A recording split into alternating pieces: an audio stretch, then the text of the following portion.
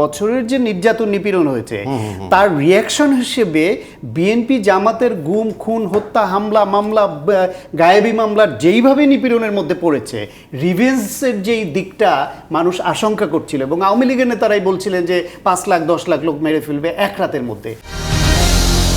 রাজনৈতিক দলগুলোর মধ্যে একটা বড় রকমের সংস্কারের দরকার, সেটি আসলে রাজনৈতিক দলগুলো মনে করে কিনা? ডেফিনেটলি সেটা দরকার। আপনি দেখেন এই মুহূর্তে এটা হচ্ছে বাস্তবতা যে 16 বছর ধরে একটা চরম ফ্যাসিবাদী কায়দায় দেশ পরিচালনার জন্য সর্বশেষ একটা গণহত্যার মাধ্যমে ক্ষমতায় টিকে থাকবার শেষ চেষ্টা করে ব্যর্থ হয়ে আওয়ামী লীগের নেত্রী প্রধানমন্ত্রী পালিয়ে গেছেন, তার নেতারা সবাই পলাতক আছে, তাদের অনুগত প্রশাসন পুলিশের বিভিন্ন জায়গার বিচার বিভাগের লোকরা পর্যন্ত পালাচ্ছেন, এমনকি জাতীয় মসজিদের খতিব পর্যন্ত পালিয়ে যেতে বাধ্য হয় যে দেশে।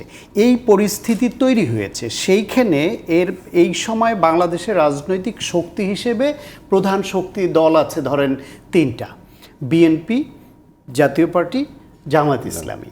তার মধ্যে বিএনপি যেহেতু বড় দল এবং এটা ক্লিয়ার প্রত্যাশিত যে একটি সুষ্ঠু ভোট হলে বিএনপি মেজরিটি আসন পেয়ে হয়তো ক্ষমতায় আসার মতো দল বা পসিবিলিটি আছে জনগণ যদি চায়, যেটা মনে হয় আপাত দৃষ্টিতে।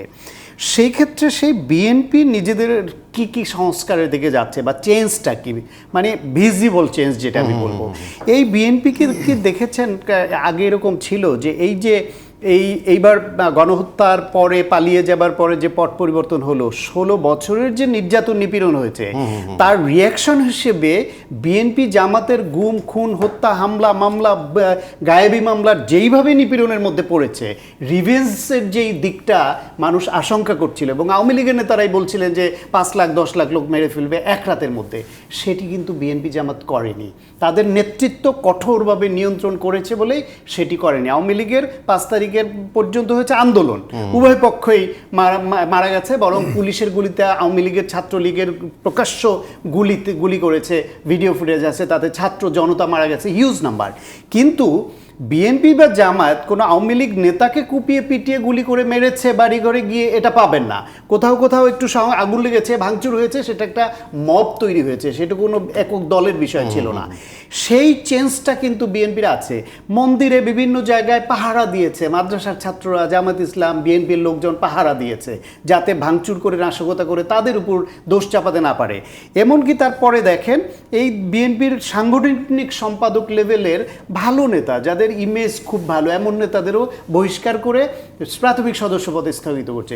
বিএনপির স্ট্যান্ডিং কমিটির মেম্বারের পর্যন্ত সামান্য একটা বিষয়ে আজকেই শোকজ করেছে এবং বিএনপির অ্যাক্টিং চেয়ারপারসন তারেক রহমান যে কঠোর বার্তা দিচ্ছেন সেখানে কোনো ছেদ পড়ছে না এবং গত 2 মাসে আন্দোলনের টাইমেই 1-1.5 মাসের মধ্যে তার এমন একটা বক্তব্য পাবেন না যেটা নিয়ে দেশে নেগেটিভ ইম্প্যাক্ট তৈরি হয়েছে বা তিনি দলকে সংযত রাখার জন্য, দেশকে এগিয়ে নেবার জন্য আজকেও বলেছেন তত্ত্বাবধায়ক সরকার ব্যবস্থা পুনঃপ্রবর্তন করবেন। 2বারের বেশি প্রধানমন্ত্রী থাকতে পারবে না, 1 বছর আগে ঘোষণা দিয়েছে, আবার নিজে মুখে আবার উল্লেখ করলেন তিনি। ফলে আপনি চেঞ্জটা দেখছেন না।